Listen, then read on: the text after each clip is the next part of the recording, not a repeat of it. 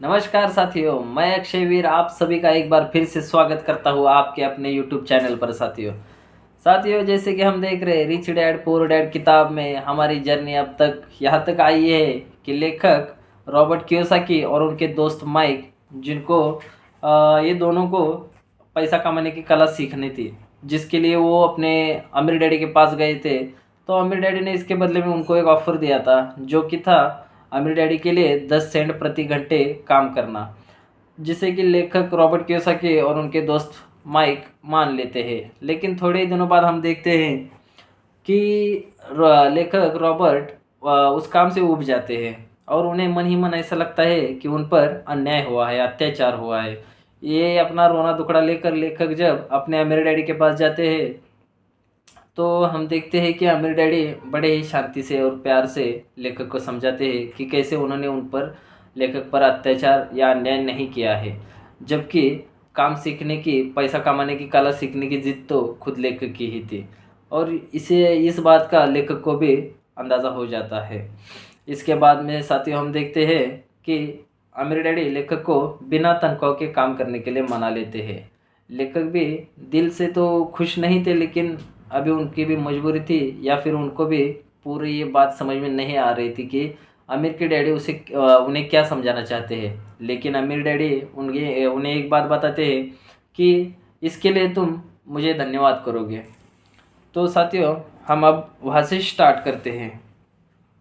मैंने अपने अमीर डैडी को यह नहीं बताया कि अब मैं मुफ्त में काम कर रहा हूँ। उन्हें यह समझ में नहीं आता। मैं उन्हें इसकी वजह ठीक से इसलिए नहीं समझा सकता था क्योंकि मैं खुद भी इसे ठीक से नहीं समझ पाया था। अगले 3 हफ्ते माइक और मैं 3 घंटे तक हर शनिवार को काम करते रहे, मुफ्त में। काम बहुत परेशानी वाला नहीं था और वक्त गुजरने के साथ साथ यह ज़्यादा आसान होता जा रहा था। देखिए दोस्तों, जैसे कि जैसे कि हमने देखा था कि जब लेखक को ये काम करने की तनख्वाह मिल रही थी, तो शुरुआत में लेखक ने कहा था कि यह काम बहुत ही बोरियत भरा है, ऐसा वैसा। लेकिन जब अब लेखक को ना इसका तनख्वाह मिलता है, ना कुछ इसका बेनिफिट है, फ्री में मुफ्त में काम करना पड़ रहा है, तब लेखक इसके बारे में बता रहे कि काम बहुत परेशान वाला भी नहीं है और वक्त गुजरने के साथ साथ यह ज़्यादा आसान होता जा रहा था। मतलब साथियों, हर चीज़ के प्रति अपने देखने का नज़रिया अगर जब हम बदलते हैं, तो सामने की चीज़ें ऑटोमेटिकली आसान हो जाती हैं। मुझे अफ़सोस था तो अपने छूटे हुए बेसबॉल गेम्स और कॉमिक्स का। अब मैं उनका मज़ा नहीं ले सकता था। तीसरे हफ्ते दोपहर में अमीर डैडी आए। हमने उनके ट्रक के पार्किंग में आने की आवाज़ सुनी। वे स्टोर्स में घुसे और उन्होंने मिसेज मार्टिन को गले लगाकर अभिवादन किया। स्टोर्स में क्या चल रहा है यह जानने के बाद वे आइसक्रीम फ्रीजर के पास गए, उसमें से 2 आइसक्रीम निकाली, उनका दाम चुकाया और इसके बाद मेरी और माइक की तरफ इशारा करके कहा, चलो घूमने चलते हैं। देखिए दोस्तों, यहाँ पे जब खुद मालिक है अमीर डैडी यहाँ पे, तब भी उन्होंने आइसक्रीम का पैसा यहाँ पे चुकाया है। हम सड़क के पार गए, कुछ कारों को चकमा दिया और एक बड़े घास के मैदान में टहलने लगे, जहाँ कुछ वयस्क सॉफ्टबॉल खेल रहे थे। दूर की पिकनिक टेबल पर बैठकर उन्होंने माइक और मुझे आइसक्रीम दी। कैसा चल रहा है? बढ़िया, माइक ने कहा। मैंने सहमति में सर हिलाया। कुछ और सीखा? अमीर डैडी ने पूछा। माइक और मैंने एक दूसरे की तरफ देखा, अपने कंधे उचकाए और अपने सिर को ना में एक साथ हिलाया। जिंदगी के सबसे बड़े जाल से बचना अच्छा यह होगा कि तुम बचपन से ही यह सोचना शुरू कर दो। तुम अब ज़िंदगी के सबसे बड़े सबक को देख रहे हो। अगर तुम इस सबक को सीख लेते हो, तो तुम बहुत ज़्यादा आज़ादी और सुरक्षा भरी ज़िंदगी का सुख ले सकते हो। अगर तुम यह सबक नहीं सीख पाते हो, तो तुम भी मिसेज मार्टिन और इस पार्क में खेल रहे ज़्यादातर लोगों की तरह बन जाओगे। वे बहुत ज़्यादा मेहनत करते हैं, परंतु उसके बदले में उन्हें बहुत कम पैसे मिलते हैं। वे नौकरी की सुरक्षा के मोह में फंसे रहते हैं। हर साल मिलने वाली 3 हफ्ते की छुट्टियाँ और 45 साल तक काम करते रहने के बाद मिलने वाली थोड़ी सी पेंशन का सपना देखते रहते हैं। अगर इस तरह की ज़िंदगी जीने में तुम्हें सुख मिलता है, तो मैं तुम्हारी तनख्वाह बढ़ाकर 25 सेंट प्रति घंटा कर सकता हूँ। परंतु ये लोग अच्छे लोग हैं और मेहनत भी है, फिर आप उनका मज़ा क्यों उड़ा रहे हैं? मैंने पूछा। अमीर डैडी के चेहरे पर मुस्कान आई। मिसेज मार्टिन मेरे लिए माँ जैसी है। मैं इतना कठोर नहीं हो सकता कि उनका मजाक उड़ाऊँ। यह कठोर लगता ज़रूर है क्योंकि मैं तुम दोनों को दोनों के सामने स्थिति स्पष्ट करना चाहता हूँ, और वह भी आसान शब्दों में। मैं तुम्हारे नज़रिए को बड़ा करना चाहता हूँ ताकि तुम कुछ आगे भी देख सको, दूर तक देख सको। ज़्यादातर लोगों को आगे देखने का फ़ायदा कई बार सिर्फ इसलिए नहीं मिल पाता क्योंकि उनके देखने का दायरा बहुत छोटा होता है। ज़्यादातर लोग जिस जाल में फंसे हुए हैं वे उसे देख ही नहीं पाते हैं। माइक और मैं वहाँ पर सोचते हुए बैठे रहे क्योंकि हम उनकी बातों का मतलब पूरी तरह से नहीं समझ सके थे। उनकी बातें सुनने में कठोर और कड़वी लग रही थी, परंतु हम यह भी जानते थे कि वे हमें कुछ सिखाने की काफ़ी कोशिश कर रहे थे। मुस्कुराहट के साथ आमिर डैडी ने कहा, क्या 25 सेंट प्रति घंटे का ऑफर अच्छा नहीं लगा? क्या इससे दिल की धड़कन तेज़ नहीं हुई? मैंने अपना सिर ना हिलाया, जबकि असल में ऐसा ही हुआ था। 1 घंटे काम के बदले में 25 सेंट मेरे हिसाब से बहुत बढ़िया सौदा था। अच्छा, मैं तुम्हें 1 घंटे के $1 दूंगा, आमिर डैडी ने शरारत भरी मुस्कान के साथ कहा। अब मेरा दिल तूफान एक्सप्रेस की तरह दौड़ रहा था। मेरा दिमाग चीख चीख कर कह रहा था, इसकी बात मान लो, मान लो। मुझे अपने कानों पर भरोसा नहीं हो रहा था, परंतु फिर भी मैं चुप रहा। अच्छा, $2 प्रति घंटे? मुझे ऐसा लगा जैसे मेरे छोटे से 9 साल पुराने दिमाग में किसी ने बम फोड़ दिया हो। 1956 में $2 प्रति घंटे की कमाई मुझे दुनिया का सबसे अमीर बच्चा बना देती। मैं इतना सारा पैसा कमाने की कल्पना भी नहीं कर सकता था। मैं हाँ कहना चाहता था, मैं सौदा पक्का करना चाहता था। मुझे नई साइकिल दिख रही थी, नए बेसबॉल के ग्लव्स दिख रहे थे। मेरे पास कड़क नोट देखकर मेरे दोस्तों की जलन और तारीफ भी मुझे साफ दिख रही थी। सबसे बड़ी बात तो यह थी कि जिम्मी और उसके अमीर दोस्त मुझे फिर कभी गरीब नहीं कह सकते थे, परंतु किसी वजह से मैं खामोश खड़ा रहा। हो सकता है कि मेरे दिमाग में गर्मी बढ़ जाने से उसका फ्यूज़ उड़ गया हो, परंतु मन ही मन में मैं $2 प्रति घंटे का ऑफर मानने के लिए बेताब था। आइसक्रीम पिघल चुकी थी और मेरे हाथ पर बह रही थी। आइसक्रीम की डंडी खाली थी और इसके नीचे वेनिला और चॉकलेट के टुकड़े थे जिसके मज़े चींटियाँ ले रही थी। अमीर डैडी हम दोनों बच्चों को देख रहे थे जो आंखें फाड़कर और खाली दिमाग से उन्हें घूर रहे थे। उन्हें मालूम था कि वे हमारी परीक्षा ले रहे हैं, और वे यह भी जानते थे कि हमारे दिल का एक कोना उस ऑफ़र को मानने के लिए बेताब हो रहा होगा। वह जानते थे कि हर व्यक्ति की आत्मा का एक हिस्सा कमज़ोर और ज़रूरतमंद होता है जिसे खरीदा जा सकता है, और वे यह भी जानते थे कि हर व्यक्ति के आत्मा का एक हिस्सा मजबूत और दृढ़ निश्चय होता है जिसे कभी खरीदा नहीं जा सकता। देखिए साथियों, जिसे हम मजबूरी कहते हैं, ज़रूरत, यहाँ पे बताए ज़रूरतमंद, मतलब अपने दिल में, हर एक के दिल में एक ऐसा भी हिस्सा है जो ज़रूरतमंद भी है, कमज़ोर भी है, और साथ में एक ऐसा भी हिस्सा है जो मजबूत भी है, स्वाभिमानी भी है, जिसे कभी खरीदा नहीं जा सकता। असली सवाल यह था कि इनमें से कौन सा हिस्सा ज़्यादा ताकतवर है। उन्होंने अपनी ज़िंदगी में हज़ारों लोगों की परीक्षा ली थी। जब वे नौकरी मांगने के लिए आए लोगों को इंटरव्यू लेते थे तो वे हर बार आत्माओं की परीक्षा लेते थे। अच्छा, $5 प्रति घंटे? देखिए साथियों, क्या ऑफ़र दिया है मेरे डैडी ने, $5 प्रति घंटे। अचानक मेरे अंदर शांति छा गई।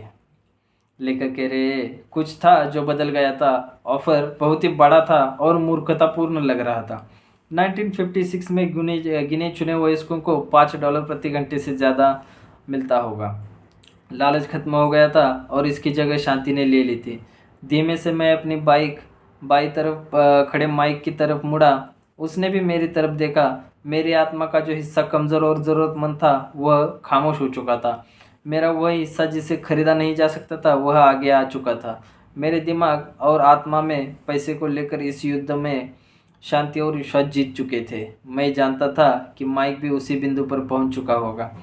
अच्छा, अमीर डैडी ने धीमे से कहा, ज़्यादातर लोगों की एक कीमत होती है, और उनकी कीमत इसलिए होती है क्योंकि हम सभी में दो भावनाएं होती है, डर और लालच। पहले तो पैसे के बिना रहने का डर से हमें कड़ी मेहनत करने की प्रेरणा मिलती है।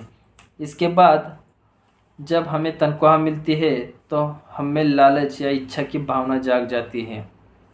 पैसा होने पर हम उन बढ़िया चीज़ों के बारे में सोचने पर मजबूत हो जाते हैं जो उस पैसे से खरीदी जा सकती है। इस तरह हमारी ज़िंदगी का एक पैटर्न बन जाता है।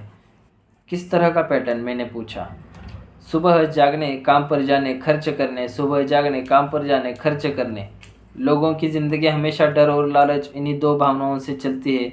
उन्हें अगर ज़्यादा पैसा दे भी दे तो वे इसी पैटर्न को चलकर अपना खर्चा बढ़ा लेंगे। इसी पैटर्न को मैं चूहा दौड़ कहता हूँ। देखिए दोस्तों, यहाँ पे जो अमीर डैडी जिसे चूहा दौड़ कह रहे हो, वो पैटर्न क्या बताया मैं रिपीट करता हूँ। सुबह जागने का, काम पर जाने का, खर्च करने का। वापस रिपीट, सुबह जागो, काम पर जाओ, खर्च करो। तो इसे अमीर डैडी ने चूहा दौड़ का पैटर्न कहा है। क्या कोई दूसरा रास्ता भी है, माइक ने पूछा। हाँ, अमीर डैडी ने धीमे से कहा, परंतु इसे बहुत कम लोग खोज पाते हैं। और वह रास्ता क्या है? उसी रास्ते को तुम लोग काम करते हुए और मेरे साथ सीखते हुए खोज लोगे। मैं यही उम्मीद करता हूँ, इसी कारण मैंने तुम्हें पैसा देना बंद कर दिया है। इस बारे में कोई संकेत तो दीजिए, माइक ने कहा। हम लोग मेहनत से काम करते करते थक चुके हैं, खासकर तब जब इसके बदले में हमें कुछ नहीं मिल रहा। पहला कदम तो यह है कि तुम लोग सच बोलो, अमीर डैडी ने कहा। हम लोग झूठ नहीं बोल रहे, मैंने कहा। मैंने कब कहा कि तुम लोग झूठ बोल रहे हो? मैं तो यह कह रहा हूँ कि सच्ची बात कह देनी चाहिए, अमीर डैडी ने जवाब दिया। किस बारे में? इस बारे में कि तुम लोगों को कैसा लग रहा है। तुम्हें यह किसी और से कहने की ज़रूरत नहीं है, सिर्फ अपने आप से सच बोलो। आपके कहने का मतलब है यह है कि इस पार्क में मौजूद लोग, आपके लिए काम करने वाले लोग, मिसेज मार्टिन, यह सब लोग ऐसा नहीं करते। मुझे ऐसा ही लगता है, अमीर डैडी ने कहा। इसके बजाय उन्हें हमेशा पैसा नहीं होने का डर सताता रहता है। उस डर का सामना करने के बजाय, सोचने के बजाय लोग सिर्फ प्रतिक्रिया करते हैं। इस दौरान वे दिल से काम लेते हैं, दिमाग से नहीं, अमीर डैडी ने अपने सिर पर उंगली ठोकते हुए कहा। फिर उनके हाथ में कुछ पैसे आ जाते हैं और उनमें खुशी, इच्छा और लालच की भावनाएं जाग जाती है। और एक बार फिर वे दिमाग से सोचने के बजाय दिल से काम करने लगते हैं। तो वे दिल से, यानी अपनी भावनाओं से सोचते हैं, माइक ने कहा। बिल्कुल ठीक, अमीर डैडी ने कहा। वे इस बारे में सच नहीं बताते हैं कि उन्हें कैसा लग रहा है।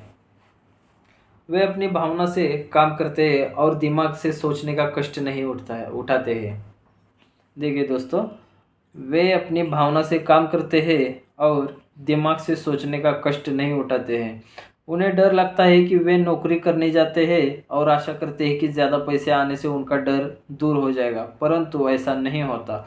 वही पुराने डर उन्हें फिर से सताने लगते हैं। वे फिर से नौकरी करने जाते हैं और फिर आशा करते हैं कि पैसा उनके डर को कम कर देगा, परंतु ऐसा नहीं होता। डर के ही कारण वे नौकरी के जाल में फंसे रहते हैं, पैसा कमाते हैं, काम करते हैं, पैसा कमाते हैं और आशा करते हैं कि डर से उनका पीछा छूट जाएगा। परंतु हर रोज़ जब वे उठते हैं तो उनका पुराना डर भी उनके साथ ही उठता है।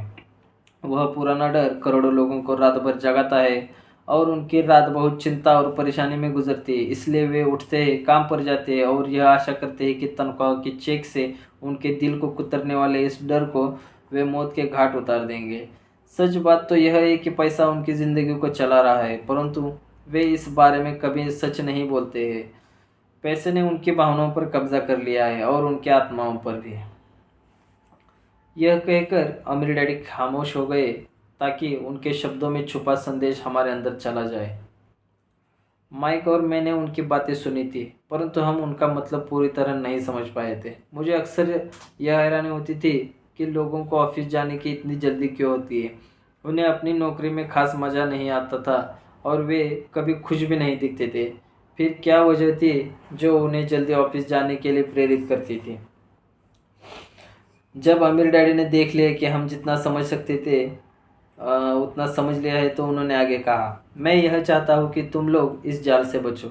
दरअसल मैं तुम्हें यही सिखाना चाहता हूँ। मेरा मकसद तुम्हें सिर्फ अमीर बनाना सिखाना नहीं है, क्योंकि अमीर बनने से समस्या नहीं सुलझेगी। अमीर बनने से समस्या नहीं सुलझेगी? मैंने आश्चर्य से पूछा। बिल्कुल नहीं, मुझे दूसरी भावना, इच्छा के बारे में अपनी बात पूरी करने दो।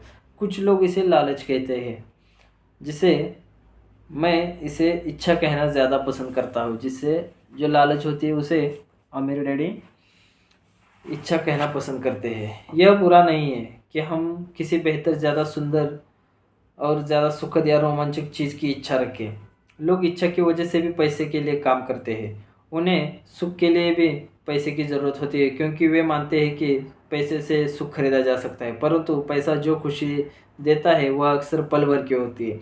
उन्हें ज़्यादा खुशी, ज़्यादा आनंद, ज़्यादा आराम, ज़्यादा सुरक्षा हासिल करने के लिए और ज़्यादा पैसे की ज़रूरत होती है। इसलिए वे काम करते रहते हैं और यह सोचते रहते हैं कि पैसा डर और लालच से परेशान उनकी आत्मा को शांत कर देगा, परंतु पैसा यह काम नहीं कर सकता। अमीर होने के बाद भी नहीं, माइक ने पूछा। हाँ, अमीर होने के बाद भी नहीं, अमीर डैडी ने कहा। दरअसल बहुत से लोग, अमीर लोग इच्छा के कारण नहीं बल्कि डर के कारण अमीर होते। वे सचमुच सोचते हैं कि दौलत हो तो पैसे न होने का डर, गरीब होने का डर खत्म हो जाता है। इसलिए वे ढेर सारी दौलत जमा कर लेते हैं और तब जाकर उन्हें पता चलता है कि उनका डर और बढ़ गया है। उन्हें अब इसके खोने की चिंता सताने लगती है। मैं ऐसे दोस्तों को जानता हूँ जो बहुत सा पैसा होने के बाद भी काम में जुटे रहते हैं। मैं ऐसे लोगों को भी जानता हूँ जिनके पास आज करोड़ों की दौलत है, परंतु वे आज उससे भी ज़्यादा चिंतित और परेशान हैं जितने वे गरीबी के दिनों में थे।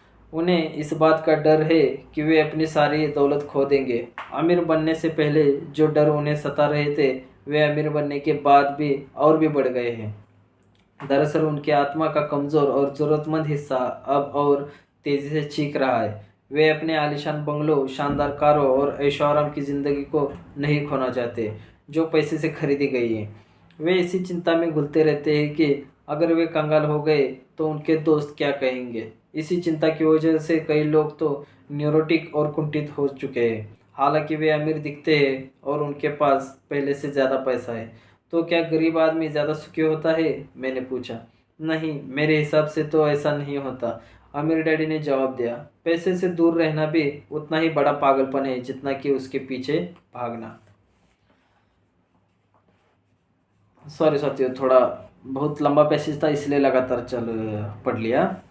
तो जैसे कि अमीर डैडी यहाँ पे बता रहे हैं, पैसों से दूर रहना भी उतना ही बड़ा पागलपन है जितना उसके पीछे भागना। मतलब दोस्तों, हमें यहाँ पे या फिर अपनी ज़िंदगी में बैलेंस बना के चलना आना चाहिए कि पैसे का जास्ती या ज़्यादा मोह भी ना हो और उससे दूर भी ना भागे। पैसा है तो ज़िंदगी में तो काम आएगा ही, क्योंकि जैसे खान सर कहते हैं अपने, पैसा हम ऊपर नहीं ले जा सकते, लेकिन पैसा ऐसी चीज़ है जब तक हम यहाँ पे, ये हमें ऊपर रखेगा। उसी समय कस्बे का एक पागल हमारे मेज के पास से गुजरा और कूड़ेदान के पास रुककर उसमें कुछ ढूंढने लगा, जैसे उसे किसी ने समझा कर भेजा हो। चर्चा के इस मोड़ पर हम तीनों उसकी हरकतों को दिलचस्पी के साथ देख रहे थे, जबकि इससे पहले हमने उसे नज़रअंदाज कर दिया होता। आमिर डैडी ने अपने पर्स में से $1 निकाला और उस पागल बूढ़े को पास आने का इशारा किया। पैसा देखते ही वह तत्काल चला आया। उसने पैसे लिए और आमिर डैडी को ढेर सारी दुआएं दी और अपनी अच्छी किस्मत पर खुश होकर वह जल्दी से चला गया। इसमें और मेरे ज़्यादातर कर्मचारियों में बहुत अंतर नहीं है, आमिर डैडी ने कहा। मैं ऐसे बहुत से लोगों को मिला हूँ जो कहते हैं मुझे पैसों में कोई रुचि नहीं है, फिर भी वे हर रोज़ 8 घंटे की नौकरी पर जाते हैं। यह तो सच्चाई को नकारना है। अगर उन्हें पैसे में रुचि नहीं है तो वे नौकरी पर क्यों जाते हैं? सही बात है साथियों, जैसे कि हम भी सुनते हैं, अरे पैसा क्या चीज़ है, आज है कल नहीं है, तो भाई क्यों काम कर रहे हो? ऐसा है यहाँ पे हमें डैडी कह रहे। मेरा वैयक्तिक कुछ नहीं कहना। इस तरह का चिंतन पागलपन का चिंतन है, उस कंजूसी भरे चिंतन से भी ज़्यादा पागलपन का जिसमें कोई आदमी पैसे पर कुंडली मार कर बैठ जाता है। जब मैं वहाँ अपने अमीर डैडी की बात सुन रहा था तब मेरे दिमाग में यह ख्याल आ रहा था कि मेरे गरीब डैडी 1000 बार यह कह चुके थे, मुझे पैसे में कोई रुचि नहीं है। वे ऐसा अक्सर कहते थे। वे खुद की असली भावनाओं को छुपाने के लिए हमेशा यह भी कहा करते थे, मैं इसलिए काम नहीं करता क्योंकि मुझे अपना काम बहुत पसंद है। जो कि हम देख रहे दोस्तों, यहाँ पे लेखक खुद के पिताजी जो कहते हैं वही बता रहे हैं कि उनके खुद के पिताजी भी कहते हैं कि मुझे पैसे में कोई रुचि नहीं है, या फिर मैं इसलिए काम करता हूँ क्योंकि मुझे अपना काम पसंद है। तो हमें क्या करना चाहिए, मैंने पूछा। यही कि हम पैसे के लिए काम नहीं करें जब तक कि हमारे मन से डर और लालच की भावनाएं पूरी तरह से न निकल जाए। नहीं, उसमें तो बहुत समय बर्बाद हो जाएगा, अमीर डैडी ने कहा। भावनाओं के कारण ही तो हम इंसान हैं, इन्हीं के कारण हमारी हस्ती है। भावना शब्द का मतलब है चलायमान ऊर्जा। अपनी भावनाओं के बारे में ईमानदार रहो और अपने दिमाग और भावनाओं का इस्तेमाल अपने समर्थन में करो, न कि विरोध में। साथियों, ये पैराग्राफ मैं रिपीट करता हूँ। नहीं, उसमें तो बहुत समय बर्बाद हो जाएगा, आमिर डैडी ने कहा। भावनाओं के कारण ही तो हम इंसान हैं, इन्हीं के कारण हमारी हस्ती है। भावना शब्द का मतलब है चलायमान ऊर्जा। अपनी भावनाओं के बारे में ईमानदार रहो और अपने दिमाग और भावनाओं को इस्तेमाल अपने समर्थन में करो, न कि अपने विरोध में। अगर तुम्हें मेरी बात समझ में नहीं आई हो तो इस बारे में चिंता मत करो, आगे आने वाले सालों में तुम्हें इसका मतलब समझ में आएगा। अपनी भावनाओं पर प्रतिक्रिया करने के बजाय उनका विश्लेषण करने की कोशिश करो। ज़्यादा लोग यह नहीं जानते कि वे अपने दिमाग से सोचने के बजाय अपने दिल की भावनाओं से सोचते हैं। आपकी भावनाएं तो आपकी रहेंगी ही, परंतु आपके अपने दिमाग से सोचना भी आना चाहिए, क्योंकि दिमाग को सोचने के लिए ही बनाया गया है। क्या आप मुझे इसका कोई उदाहरण दे सकते हैं, मैंने पूछा। क्यों नहीं, अमीर डैडी ने जवाब दिया। जब कोई आदमी कहता है मुझे नौकरी खोजने की ज़रूरत नहीं, तो इस बात की बहुत संभावना है कि उसकी भावनाएं फैसला कर रही है। इस बात का असली कारण है पैसा न होने का डर। परंतु अपनी ज़िंदगी चलाने के लिए लोगों को पैसों की ज़रूरत तो पड़ती ही है। बिल्कुल पड़ती है, अमीर डैडी मुस्कुराए। मैं सिर्फ यह कह रहा हूँ कि उनके डर के कारण उनके मन में यही विचार आता है। मैं समझ नहीं पाया, माइक ने कहा। अमीर डैडी ने कहा, अगर आपके मन में पैसे की कमी का डर जाग जाए तो तत्काल नौकरी ढूंढने के लिए दौड़ मत लगाइए, ताकि कुछ रुपयों के सहारे उस डर को मार दिया जाए। इसके बजाय आप खुद से यह सवाल पूछिए, क्या लंबे समय में इस डर का सबसे बढ़िया इलाज नौकरी है? मेरे ख्याल से इसका जवाब नहीं होता, खासकर जब आप किसी आदमी की पूरी ज़िंदगी को देखते हैं। नौकरी दीर्घकालीन समस्या का अल्पकालीन समाधान है। देखिए साथियों, जैसे कि हमने भी जब कॉलेज ख़त्म हुआ, क्या होता है ख़त्म, उसके बाद में जब नौकरी जॉब ढूंढने की बारी आती है, अगर वो टाइम पे अगर जॉब नहीं मिलती है तो हमें भी डर वो टाइम पे भी लगा था, मतलब मुझे भी लगा था डर, जो कि अभी मैं ये किताब में पढ़ रहा हूँ, मैं वही अपना वो पास्ट याद मुझे आ रहा है। तो आमिर डैडी ने यहाँ पे वही समझाने की कोशिश की है कि आपको वो टाइम पे पैसे की कमी का डर की वजह से आप तत्काल नौकरी ढूंढने के लिए चले जाते हैं। लेकिन आमिर डैडी यही कह रहे हैं कि ऐसे टाइम पे नौकरी के लिए मत भागिए, क्योंकि वो तत्काल समाधान है, वो दीर्घकालीन समाकाल नहीं है, मतलब परमानेंट वो सॉल्यूशन नहीं है कि नौकरी की जाए पैसे की समस्या के लिए। आमिर डैडी हमें वो वही बता रहे कि इसके बारे में सोचिए कि क्या ये जो अपन नौकरी करेंगे ये तत्कालीन समाधान है, या इस पे हमें और कुछ करना चाहिए। नौकरी दीर्घकालीन समस्या का अल्पकालीन समाधान है। बहुत सही लाइन लिखी है साथियों। नौकरी दीर्घकालीन समस्या का अल्पकालीन समाधान है। परंतु मेरे डैडी हमेशा कहा करते, स्कूल में पढ़ो, अच्छे नंबर लाओ, ताकि तुम्हें एक सुरक्षित और अच्छी नौकरी मिल सके। मैंने हड़बड़ी में बोल ही दिया। हाँ, मैं समझ सकता हूँ कि वे ऐसा क्यों कहते हैं, अमीर डैडी ने मुस्कुरा कर कहा। ज़्यादातर लोग ऐसे ही सलाह देते हैं और ज़्यादातर लोगों के लिए यह एक अच्छा विचार होता है, परंतु लोगों की इस सलाह के पीछे भी डर छुपा होता है। आपका यह मतलब है कि मेरे डैडी ऐसा इसलिए कहते हैं क्योंकि वे डरे हुए हैं? हाँ, अमीर डैडी ने कहा। वे घबराए हुए हैं कि शायद तुम पैसा नहीं कमा पाओगे और समाज में फिट नहीं हो पाओगे। मुझे गलत मत समझना, वे तुम्हें प्यार करते हैं और तुम्हारा भला चाहते हैं, और मैं सोचता हूँ कि उनका डर सही भी है। शिक्षा और नौकरी महत्वपूर्ण है, परंतु इससे डर का इलाज नहीं होगा। वही डर जो उन्हें सुबह उठकर कुछ रुपए कमाने के लिए प्रेरित करता है, उसी डर के कारण वे तुम्हारे स्कूल जाने पर इतना जोर देते हैं। तो आपकी क्या सलाह है, मैंने पूछा। मैं चाहता हूँ कि तुम्हें पैसे की ताकत पर काबू पाना सिखाओ, पैसे का डर तुम्हारे दिमाग से निकल जाना चाहिए और यह स्कूल में नहीं सिखाया जाता। अगर तुम इसे नहीं सीखोगे तो तुम पैसे के गुलाम बन जाओगे। देखिए दोस्तों, यहाँ पे आमिर डैडी लेखक को क्या सिखाना चाहते हैं कि पैसे की ताकत पर काबू पाना। पैसे का डर तुम्हारे दिमाग से निकल जाना चाहिए। मतलब असल ज़िंदगी में आमिर डैडी कह रहे हैं कि पैसा कमाना है जो है, ये पैसा एक तरह का अपने दिमाग में डर है जो जिस पे हमें नियंत्रण भी पाना है और उसे निकाल भी देना है। और जो कि हमें ना ही कहीं स्कूल में किताब ही पढ़ रहे स्कूल में नहीं सिखाया जाता है। और लेखक वही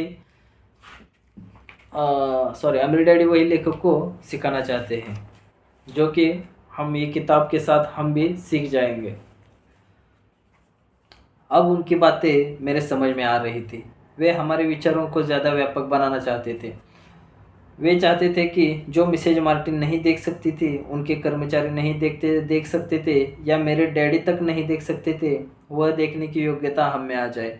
उन्होंने जो उदाहरण दिए वो उस समय कठोर ज़रूर लग रहे थे, लेकिन मैं उन्हें कभी नहीं भूला। मेरा नज़रिया उस दिन बहुत बड़ा हो गया था। अब मैं उस जाल को देख सकता था जो ज़्यादातर लोगों के सामने बिछा होता है। देखो, आखिरकार हम सभी लोग कर्मचारी हैं, हम केवल अलग अलग स्तरों पर काम करते हैं, आमिर डैडी ने कहा। मैं तुम लोगों से बस यही चाहता हूँ कि तुम लोग इस जाल से बचे रहो, डर और लालच इन दो फंदों से बनने वाले जाल से। डर और लालच इन दो फंदों से बनने वाले जाल से।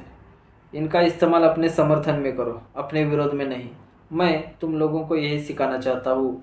मैं तुम लोगों को यह नहीं सिखाना चाहता कि ढेर सारा पैसा इकट्ठा कर लिया जाए, उससे डर या लालच को नहीं जीता जा सकता।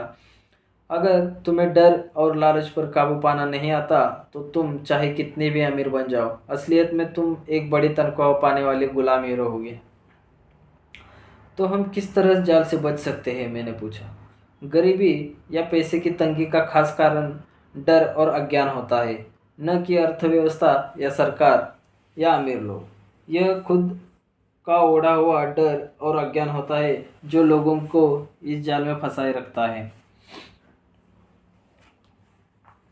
इसलिए तुम बच्चों को स्कूल जाना चाहिए और अपने कॉलेज की पढ़ाई पूरी करनी चाहिए। मैं तुम लोगों को यह ज़रूर सिखाऊंगा कि इस जाल से कैसे बचा जा सकता है। पहले के टुकड़े अब सामने आ चुके थे पहेली के टुकड़े अब सामने आ चुके थे। मेरे पढ़े लिखे डैडी के पास बड़ी डिग्रियां थी और एक बढ़िया करियर भी था, परंतु स्कूल ने उन्हें यह कभी नहीं सिखाया था कि धन या अपने डर को किस तरह से काबू में रखा जाता है। अब मैं समझ चुका था कि मैं अपने दोनों डैडियों से अलग अलग परंतु महत्वपूर्ण सीख सकता हूँ। तो आप पैसा न होने के डर के बारे में बात कर रहे थे। पैसे की इच्छा किस तरह हमारी सोच पर असर डालती है, माइक ने पूछा। तुम्हें तब कैसा महसूस हुआ था जब मैंने तुम्हारी तनख्वाह बढ़ाने का लालच दिया? क्या तुमने यह देखा था कि तुम्हारी इच्छाएं किस तरह बढ़ रही थी? हमने अपने सिर हिलाकर हामी भरी। पर तुमने अपनी भावनाओं के सामने हार नहीं मानी और इस कारण तुम लोगों ने जल्दबाजी में काम नहीं लिया। इससे तुम्हें सोचने का वक्त मिल गया और यह सबसे महत्वपूर्ण है। हमें हमेशा डर और लालच की भावनाएं रहेंगी। इसी क्षण से तुम लोगों के लिए यह सब महत्वपूर्ण है कि तुम इन भावनाओं का इस्तेमाल अपने समर्थन में करो और लंबे समय तक ऐसा करो। अपनी भावनाओं को अपने दिमाग पर हावी मत होने दो और इस तरह अपने विचारों को दूषित मत होने दो। ज़्यादातर लोग डर और लालच का इस्तेमाल खुद के विरोध में करते हैं। यह अज्ञान की शुरुआत होती है। डर और इच्छा की भावनाओं के कारण ही ज़्यादातर लोग तनख्वाह के चेक, तनख्वाह में बढ़ोतरी और नौकरी की सुरक्षा के पीछे भागते भागते अपनी पूरी ज़िंदगी निकाल देते हैं। असल में वे यह सोचते ही नहीं कि भावनाओं के आधार पर बने हुए ये विचार उन्हें किस तरफ ले जा रहे हैं। यह तो वही बात हो गई जिसमें गाड़ी खींचने वाले गधे के सामने उसका मालिक गाजर लटकाए रखता है जो उसके नाक के ठीक सामने होती है। गधे का मालिक जहाँ जाना चाहता है वहाँ जाता है, परंतु गधा तो लालच के कारण भाग रहा था। कल गधे के लिए दूसरी गाजर आ जाएगी और गधा उसका पीछा करने लगेगा। आपके कहने का मतलब यह है कि जिस समय मैंने नए बेसबॉल ग्लव्स, कड़ी और कैंडी और खिलौने के सपने देखना शुरू किया, उस समय मेरी हालत उस गधे की तरह हो गई थी जो गाजर के पीछे भागता है। माइक ने पूछा। हाँ, और उम्र के साथ साथ तुम्हारे खिलौने भी ज़्यादा महंगे होते जाएंगे। अपने दोस्तों पर रोब झाड़ने के लिए एक नई कार, एक नाव, एक आलीशान घर, अमीर डैडी ने मुस्कुरा कर कहा। डर आपको दरवाजे से बाहर धक्का देता है, इच्छा आपको अंदर बुलाती है, आपकी चट्टानों की तरफ ललचाती है। यही जाल है, यही जाल है। माइक इस पर पूछता है, तो इसकी काट क्या है? लेखक बताते हैं, डर और इच्छा अज्ञान की वजह से बढ़ते हैं। डर और इच्छा अज्ञान की वजह से बढ़ते हैं। इसलिए अमीर लोगों के पास जितना ज़्यादा पैसा होता है उनका डर भी उतना ही ज़्यादा बड़ा होता है। धन ही गाजर है। गाजर मतलब भ्रम, भ्रम है। अगर गधा पूरी तरह तस्वीर देख सकता तो शायद वह गाजर का पीछा करने के अपने फैसले पर दोबारा सोचता। बहुत महत्वपूर्ण लाइन है साथियों यहाँ पे कि गधा अगर पूरी तस्वीर देख सकता तो शायद ही वह गाजर का पीछा करने के अपने फैसले पर दोबारा सोचता। इसी बात को अगर साथियों हम अपनी ज़िंदगी से रिलेट करें तो हम भी अभी जो करते हैं, या चाहे जॉब हो या कोई बिजनेस हो या कुछ भी हो, उस पर हमें एक बार फिर से सोचना चाहिए। फिर से तो नहीं बोल सकते, लेकिन गौर करना चाहिए कि हम जो कह रहे, जो जिस राह पे चल रहे वो राह सही तो है ना, हमें अपनी मंजिल की तरफ लेके जाएगी या नहीं लेके जाएगी।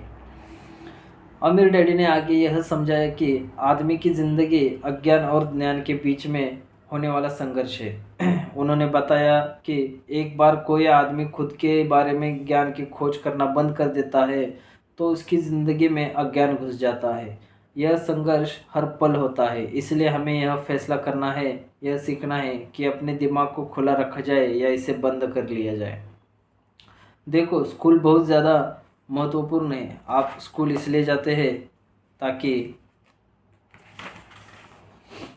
आप वहाँ कोई कला या व्यवसाय सीख सके और इस तरह से आप समाज में योगदान दे सके। हर समाज में शिक्षकों, डॉक्टरों, मैकेनिकों, कलाकारों, रसाइयों, व्यावसायिक लोगों, पुलिस अफसरों, दमकल कर्मियों, थोड़ा डिफ़िकल्ट शब्द है साथियों, दमकल कर्मियों और सिपाहियों की ज़रूरत होती है। स्कूल उन्हें यह सब सिखाते हैं ताकि हमारा समाज विकसित हो सके और हमारी संस्कृति समृद्ध हो सके। अमीर डैडी ने कहा। दुर्भाग्य से कई लोगों के लिए स्कूल शिक्षा का अंत होता है, शुरुआत नहीं। एक लंबी खामोशी छाई रही। अमीर डैडी मुस्कुरा रहे थे। उस दिन उन्होंने जो कहा था वह मैं पूरी तरह नहीं समझ पाया था, परंतु ज़्यादातर महान शिक्षकों के शब्द सालों तक हमें सिखाते रहते। उनके शब्द इसी तरह से आज भी मेरे साथ है। मैं आज थोड़ा निर्मम हुआ, अमीर डैडी ने कहा। एक वजह से निर्मम हुआ, मैं चाहता था कि तुम लोगों को आज की यह चर्चा हमेशा याद रहे। मैं चाहता हूँ कि तुम लोग हमेशा मिसेज मार्टिन के बारे में सोचो। मैं चाहता हूँ कि तुम लोग हमेशा उस गधे के बारे में सोचो। इन्हें कभी मत बोलना। अगर तुमने अपनी समझदारी से उन्हें काबू में नहीं किया तो डर और लालच की तुम्हारी दोनों भावनाएं तुम्हें ज़िंदगी के सबसे बड़े जाल में फंसा सकती हैं। अपनी ज़िंदगी को डरते डरते गुजारना, अपने सपनों को पूरा न करना निर्ममता है। यह भी निर्ममता है कि पैसे के लिए कड़ी मेहनत की जाए और यह सोचा जाए कि पैसे से खरीदी गई चीज़ें सुख दे सकती है। बिल चुकाने के डर से घबराकर आधी रात को जागना जीने का एक भयानक तरीका है। तनख्वाह के हिसाब से ज़िंदगी जीना भी कोई जीना है। यह सोचना कि कोई नौकरी आपको सुरक्षा का एहसास दे सकती है, खुद से झूठ बोलना है, यह निर्ममता है और यह वही जाल है जिसमें मैं तुम्हें बचाना चाहता हूँ। मैंने देखा है कि पैसा किस तरह से लोगों की ज़िंदगी को चलाता है। ऐसा अपने साथ मत होने देना। भगवान के लिए पैसों को अपनी ज़िंदगी मत चलाने देना। हमारी मेज़ के नीचे सॉफ्टबॉल आ गई। अमीर डैडी ने उसे उठाया और वापस खिलाड़ियों के पास फेंक दिया। तो अज्ञान और लालच का डर से क्या ताल्लुक है? मैंने पूछा। यह पैसे का ही अज्ञान है जिसकी वजह से इतना लालच और इतना डर पैदा होता है। आमिर डैडी ने कहा। मैं तुम्हें कुछ उदाहरण देता हूँ। एक डॉक्टर जो अपने परिवार को ज़्यादा खुशी देना चाहता है अपनी फ़ीस बढ़ा देता है। उसकी फ़ीस बढ़ने की वजह से स्वास्थ्य सुविधाएं हर एक के लिए महंगे हो जाती है। अब इससे गरीब लोगों को सबसे ज़्यादा नुकसान पहुंचता है। इसलिए गरीब लोगों का स्वास्थ्य अमीर लोगों से ज़्यादा बुरा होगा।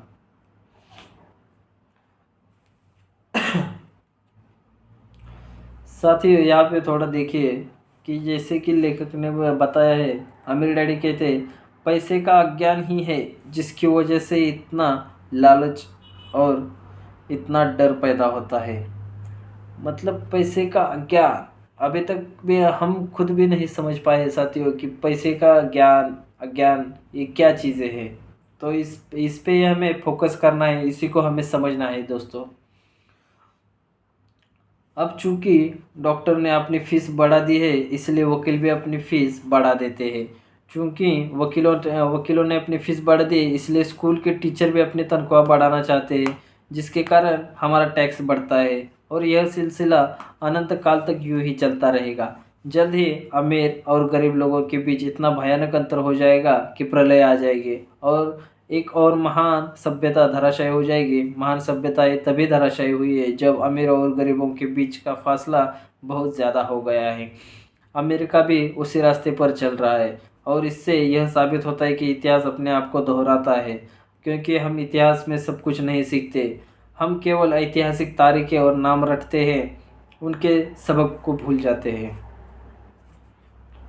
क्या कीमतें नहीं बढ़नी चाहिए, मैंने पूछा। अच्छी तरह से चल रही सरकार और एक शिक्षित समाज में तो नहीं। कीमतें दरअसल कम होनी चाहिए। जाहिर है कि ऐसा केवल सिद्धांत में ही हो सकता है। कीमतें अज्ञान से पैदा हुए लालच और डर के कारण बढ़ती है। अगर स्कूलों में धन के बारे में सिखाया जाता तो लोगों के पास ज़्यादा पैसा होता और बाजार की कीमतें भी कम होती। परंतु स्कूलों में सिर्फ पैसे के लिए काम करना सिखाया जाता है, पैसे की ताकत का इस्तेमाल नहीं सिखाया जाता। परंतु हमारे यहाँ बिजनेस स्कूल भी है। माइक ने पूछा, क्या आप मुझे अपनी मास्टर्स डिग्री के लिए बिजनेस स्कूल जाने के लिए प्रेरित नहीं कर रहे हैं? हाँ, अमेरिका ने कहा। परंतु अक्सर ऐसा होता है कि बिजनेस स्कूल ऐसे कर्मचारियों को प्रशिक्षित करता है जो परिष्कृत बिन काउंटर्स होते हैं। ईश्वर ही मालिक है। जब कोई बिन काउंटर बिजनेस संभाल ले, वे सिर्फ संख्या को देखते हैं, लोगों को निकालते हैं और बिजनेस का गला घोट देते हैं। मैं जानता हूँ, क्योंकि मैं बिन काउंटर से काम लेता हूँ। वे सिर्फ इतना ही सोचते हैं कि लागत कैसे कम हो जाए और कीमत कैसे बढ़ाई जाए, जिससे बहुत सी समस्याएं पैदा होती है। बिन काउंटिंग भी महत्वपूर्ण है। मैं सोचता हूँ कि ज़्यादा लोगों को इस बारे में जानना चाहिए, परंतु यह भी पूरी तस्वीर नहीं बताती, आमिर डैडी ने गुस्से से कहा। तो फिर इसका कोई हल है, माइक ने पूछा। हाँ, आमिर डैडी ने कहा, सोचने के लिए अपनी भावनाओं का इस्तेमाल करना सीखो। सोचने के लिए अपनी भावनाओं का इस्तेमाल करना सीखो। अपनी भावनाओं के भाव में आकर मत सोचो। जब तुम लोग मुफ्त में काम करने के लिए तैयार हो गए थे तो तुमने अपनी भावनाओं को काबू में रखना सीख लिया था। और बाप रे, देखिए दोस्तों, समझिए थोड़ा माइंड का जो अमीर डैडी हमें बताने की कोशिश कर रही है, लालच डर क्या है अपना दिमाग, क्या मतलब। देखिए, जबकि अमीर डैडी ने पहले उनको फ्री में जब काम करने के लिए कहा, तब तो उन्होंने अपनी भावनाओं पे काबू कर ली। और जब उन्होंने बताया कि मैं ये 1 घंटे के 25 सेंट दूंगा, $1 दूंगा, $2, लास्ट में तो $5 तक पहुँचे, तब इनका मन, मतलब जैसे जैसे उनकी तनख्वाह बढ़ रही थी, वैसे उनके मन के क्या ख्याल बढ़ रहे थे। हमने अभी इससे पहले देखा जब किताब में, क्या मतलब, क्या ये दिमाग के बारे में भी बहुत, क्या बात है। बहुत सही किताबें साथी है। अपनी भावनाओं को काबू में रखना सीख लिया था, तभी मैं समझ गया था कि तुमसे उम्मीद की जा सकती है। जब मैंने तुम्हें ज़्यादा तनख्वाह का लालच दिया, तब तुमने एक बार फिर भावनाओं की बात नहीं मानी। तुम ताकतवर भावनाओं के बावजूद सोचना सीख रहे थे। यह पहला कदम था। यह कदम इतना महत्वपूर्ण क्यों है, मैंने पूछा। यह तुम अपने आप जान जाओगे। अगर तुम सीखना ही चाहते हो तो मैं तुम लोगों को ब्रायर पैच में ले जाऊंगा। यह वह जगह है जिससे लोग बचते हैं। मैं तुम्हें उस जगह पर ले जाऊंगा जहाँ जाने में ज़्यादातर लोगों को डर लगता है। अगर तुम मेरे साथ जाओगे तो तुम्हारे मन से पैसे के लिए काम करने का विचार निकल जाएगा। इसके बजाय तुम यह सीखोगे कि पैसे से कैसे काम लिया जा सकता है। और अगर हम आपके साथ जाते हैं तो हमें क्या मिलेगा? अगर हम आपसे सीखने के लिए तैयार होते हैं तो हमें क्या मिलेगा? मैंने पूछा। वही जो ब्रायर रैबिट को मिला था, अमीर डैडी ने कहा। टार बेबी से आज़ादी। क्या ऐसा कोई ब्रायर पेच होता है? हाँ, अमीर डैडी ने कहा, डर और लालच ही ब्रायर पेच है। अपने डर से पीछा छुड़ाकर अपने लालच का सामना करके अपनी कमजोरियों और ज़रूरतों को पहचान कर ही हम बाहर निकलने के रास्ते तक पहुंच सकते हैं। और बाहर निकलने का रास्ता हमारे दिमाग से होकर गुजरता है, सही विचारों को चुनने से। विचारों को चुनने से? माइक ने आश्चर्यचकित होकर पूछा। हाँ, इस विचार को चुनकर ही हम क्या सोचेंगे, बजाय इसके कि हम अपनी भावनाओं में बहकर लगातार प्रतिक्रिया करते रहे। सुबह उठने और काम पर जाने से ही आपकी समस्याएं नहीं सुलझ जाती। क्योंकि बिल चुकाने के लिए पर्याप्त पैसा न होने का डर आपको सताता रहेगा। सोचने से आपको खुद से एक सवाल पूछने का समय मिलता है। इस तरह का सवाल, क्या इस सवाल समस्या का सबसे बढ़िया समाधान इस पर और ज़्यादा मेहनत करना है? ज़्यादातर लोग इतनी बुरी तरह घबराए होते हैं कि खुद अपने आप को असली बात नहीं बताते हैं कि डर हावी हो रहा है, और नतीजा यह निकलता है कि वे सोच ही नहीं पाते कि इसके बजाय दरवाजे से बाहर दौड़ लगा देते हैं। टार बेबी हावी हो जाती है। अपने विचार चुनने से मेरा यही मतलब था, पर हम ऐसा किस तरह करेंगे?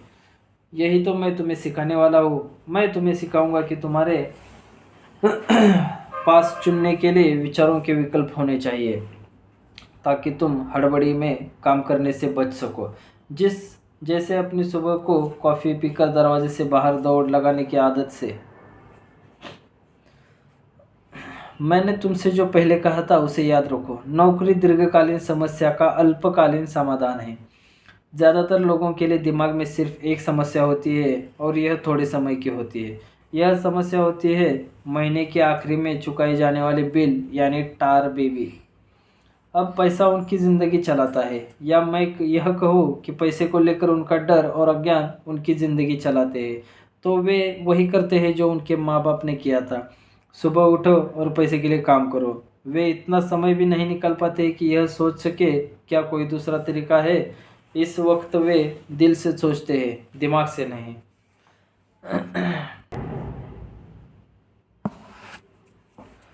दिल से सोचने और दिमाग से सोचने में क्या फ़र्क होता है? माइक ने पूछा। आमिर डैडी ने जवाब दिया, मैं इस तरह के जुमले अक्सर सुनाता हूँ। हर आदमी को काम करना पड़ता है, या अमीर लोग शोषक होते हैं, या मैं दूसरी नौकरी ढूंढ लूँगा। मेरी तनख्वाह बढ़नी चाहिए। आप इस तरह मेरा शोषण नहीं कर सकते। या मैं इस तरह नौकरी को इसलिए पसंद नहीं करता इसलिए पसंद करता हूँ क्योंकि यह सुरक्षित है। इसके बजाय हमें यह कहना चाहिए, क्या यहाँ ऐसा कुछ है जो मुझे नहीं मिल रहा है?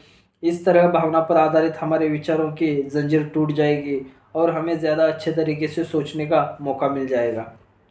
मुझे मानना ही पड़ेगा कि मेरे लिए यह सबक एक महान सबक साबित हुआ। यह जानना कि कब तक कोई आदमी दिल से बोल रहा है और कब दिमाग से, किसके शब्दों में भावनाएं छुपी है और किसके शब्दों में विचार। यह एक ऐसा सबक था जो ज़िंदगी भर मेरे काम आया, खास तौर पर तब जब मैं अपने दिल से यानी अपनी भावनाओं से बोल रहा था, न कि अपने विचार या दिमाग से।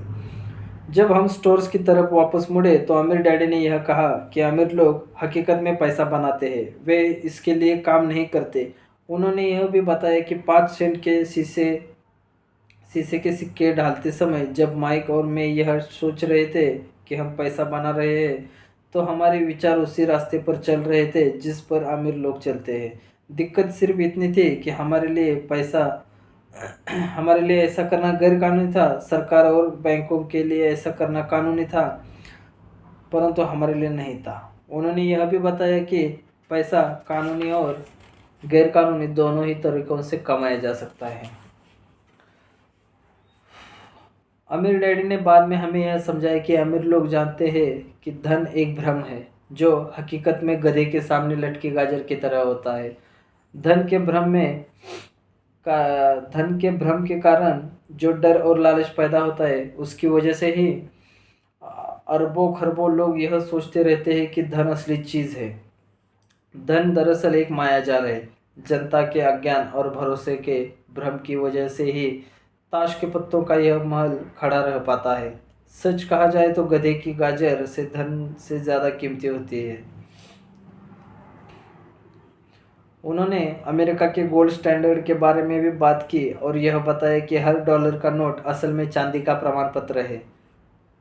उन्हें इस अफवाह से चिंता हो रही थी कि किसी दिन हम लोग गोल्ड स्टैंडर्डों को छोड़ देंगे और हमारे डॉलर चांदी के प्रमाण पत्र नहीं रहेंगे। जब ऐसा होगा बच्चों, तो कयामत आ जाएगी। गरीब मध्यम वर्गीय और नासमझ लोगों की ज़िंदगी सिर्फ इसलिए बर्बाद हो जाएगी क्योंकि वे यह भरोसा करते रहेंगे कि धन ही असली चीज़ है और वे जिस कंपनी के लिए काम करते हैं वह कंपनी या सरकार उनका ध्यान रखेगी। उनकी बातें उस दिन हमारी समझ में नहीं आ रही थी, परंतु सालों बाद जाकर मुझे यह समझ में आया कि यह बड़े पते की बात थी। वह देखना जो दूसरे नहीं देख पाते। जब वे अपने पिकअप ट्रक में चढ़े तो उन्होंने कहा, काम करते रहो बच्चों, पर जितनी जल्दी तुम तनख्वाह की ज़रूरत को भूल जाओगे तुम्हारी आगे की ज़िंदगी उतनी ही आसान हो जाएगी। अपने दिमाग का इस्तेमाल करो, मुफ्त में काम करो और जल्द ही तुम्हारा दिमाग तुम्हें पैसे कमाने के दूसरे तरीके भी बता देगा। उन तरीकों से तुम इस नौकरी से ज़्यादा कमा लोगे। तुम ऐसी चीज़ें देख पाओगे जो दूसरे लोग कभी नहीं देख पाते हैं। मौके उनकी नाक के नीचे होते हैं, फिर भी ज़्यादातर लोग इन मौक़ों को कभी नहीं देख पाते। इसका कारण यही है कि वे पैसे और सुरक्षा ढूंढते रहते हैं। मौके उनके नाक के नीचे रहते हैं, फिर भी हम उन्हें देख नहीं पाते। और जैसा कि अभी अमीर डैडी बता रहे, अभी लेखक और माइक जो कि लेखक के दोस्त थे, उनकी सैलरी भी बंद है। तो इस वजह से अमीर डैडी कहते हैं कि अभी तुम लोग दूसरा पैसे कमाने के दूसरे तरीके जल्दी ढूंढ पाओगे। इसलिए उन्हें यही मिलते हैं। जिस वक्त तुम एक मौका भांपने में कामयाब हो जाओगे उसके बाद तुम ज़िंदगी भर मौके भांपते रहोगे। जिस वक्त तुम ऐसा कर लोगे मैं तुम लोगों को कुछ और बातें सिखाऊंगा। इस बात को ध्यान से समझ लो ताकि तुम ज़िंदगी में सबसे बड़े जाल से बच सको। वह टार भी तुम्हें कभी नहीं छू पाएगी। दोस्तों, जैसे कि आमिर डैडी भी यहाँ पे बता रहे, या हम लोग भी अपनी ज़िंदगी में अगर गौर करें तो जो हमारे लिए अभी जो इनकम सोर्स है साथियों, या सैलरी हो या कोई बिजनेस होगा या कोई भी ऐसी चीज़ जिससे अपनी उपजीविका हो सके, तो साथियों इससे हमको इनकम आना चालू है। तो इसलिए हम सुरक्षित महसूस करते हैं। लेकिन अभी कभी सोचिए कि यही आना बंद हो जाए, क्या मतलब अभी सोचिए कि खाली 1 महीना भर ही हमारी कंपनी चालू है, महीने भर के बाद कंपनी बंद हो रही है, तो इसी टाइम पे हम क्या करेंगे। तो इसलिए दोस्तों हमारा, जैसे कि मैंने पहले वीडियो में भी कहा है कि हमारे अगल बगल में जो चीज़ें होती रहती है उस पर भी हमें निरीक्षण होना चाहिए कि तभी हम अगल बगल में जो मौके होते हैं उन्हें भाप पाएंगे। देखिए दोस्तों, मेरे एक पुराने दोस्त है प्रदीप सर करके, मतलब वो सर ही है प्रदीप सर करके। तो वो कहा करते थे कि देखो 10 जगह से तुमको एक रुपया ऐसा 10 रुपये आ रहे और एक जगह से तुमको 10 ही रुपये आ रहे, तो इसमें से कौन सा अच्छा है। तो ज़्यादातर लोग कहते थे कि एक जगह से जहाँ से 10 रुपये आ रहा भाई उठा लो उसे। लेकिन तभी वो समझाते थे कि जहाँ पे तुमको एक जगह से 10 रुपये आ रहा, अगर वो एक जगह ही बंद हो गई तो तुम्हारे पूरे ही 10 रुपये बंद हो गए। वही अगर तुम्हें जहाँ पे 10 जगह से एक रुपये आ रहा, तो अगर वो 10 जगह से में दो जगह बंद भी हो गई तब भी तुमको 8 रुपये आते ही होंगे। तो यही है, मतलब खाली एक सोर्स पे मत रुके रहिए। माइक और मैंने स्टोर से अपना चार्ज उठाई माइक और मैंने स्टोर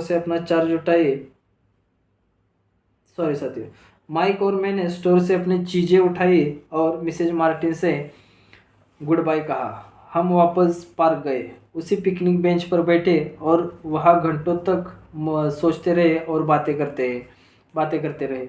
हमने अगले हफ्ता स्कूल में इसी बारे में सोचते और बातें करते हुए बिताया। 2 सप्ताह तक हम लोग सोचते रहे कि बातें करते रहे। 2 सप्ताह तक हम लोग सोचते रहे, बातें करते रहे और मुफ्त में काम करते रहे। दूसरे शनिवार के आखिर में मैं मिसेज मार्टिन से दोबारा गुड बाय कर रहा था और कॉमिक बुक स्टैंड को ललचाई नज़र से देख रहा था। हर शनिवार 30 सेंट न मिलने की सबसे दुखद बात यह थी कि मेरे पास कॉमिक्स खरीदने के लिए बिल्कुल भी पैसे नहीं होते थे। अचानक जब मिसेज मार्टिन मुझे और माइक को गुड बाय कर रही थी, मैंने उन्हें एक ऐसा काम करते देखा जो इसके पहले कभी नहीं देखा था। मेरा मतलब यह, मैंने इसके पहले उन्हें ऐसा करते देखा तो था, पर उस पर ध्यान नहीं दिया था। यही बात है, मौके नाक के नीचे होते दोस्तों। देखिए, मिसेज मार्टिन ने कॉमिक्स के पहले पेज को आधा काटा और उसे संभालकर अपने पास रख लिया। बाकी की पुस्तक को उन्होंने एक बड़े से भूरे कार्डबोर्ड के डिब्बे में डाल दिया। जब मैंने उनसे पूछा कि वे इन कॉमिक्स का क्या करती है, तो उन्होंने कहा, मैं उन्हें फेंक देती हूँ। जब वह नई कॉमिक्स लाता है तो मैं ऊपर से आधे कवर को क्रेडिट के लिए कॉमिक बुक डिस्ट्रीब्यूटर को दे देती हूँ। वह 1 घंटे में आने ही वाला है। माइक और मैंने 1 घंटे तक इंतज़ार किया। जल्द ही वह डिस्ट्रीब्यूटर आया और मैंने उससे पूछा कि क्या हमें कॉमिक्स मिल सकती है। इस पर उसने जवाब दिया, आपको मिल सकते हैं अगर आप इस स्टोर में काम करते हैं और अगर आप यह वादा करते हैं आप उन्हें दोबारा नहीं बेचेंगे। हमारे पार्टनरशिप एक बार फिर कायम हो गई। माइक की मम्मी मैं हमें एक खाली कमरा दिया जो उनके किसी काम का नहीं था। हमने उसकी सफाई करके उसमें सैकड़ों कॉमिक्स जमा कर ली। जल्द ही हमारी कॉमिक्स लाइब्रेरी लोगों के लिए खोल दी गई। माइक की छोटी बहन को पढ़ने का बहुत शौक था, इसलिए हमने उसे लाइब्रेरियन बना दिया। लो साथियों, लाइब्रेरी में आने और कॉमिक्स पढ़ने के लिए वह हर बच्चे से 10 सेंट लेती थी। स्कूल खत्म होने के बाद वह दोपहर 2:30 से 4:30 तक लाइब्रेरी खुलती थी। पड़ोस के बहुत से बच्चे इसके ग्राहक बन गए थे और वे जितनी कॉमिक्स पढ़ना चाहते थे 2 घंटे में पढ़ सकते थे। यह उनके लिए बहुत बढ़िया सौदा था, क्योंकि एक कॉमिक्स की कीमत 10 सेंट होती है और 2 घंटे में वे 5 या 6 कॉमिक्स पढ़ लेते थे। माइक की बहन लौटते समय बच्चों की तलाशी लेती थी और यह देख लेती थी कि वे अपने कपड़ों में कॉमिक्स छुपाकर नहीं ले जा रहे हैं।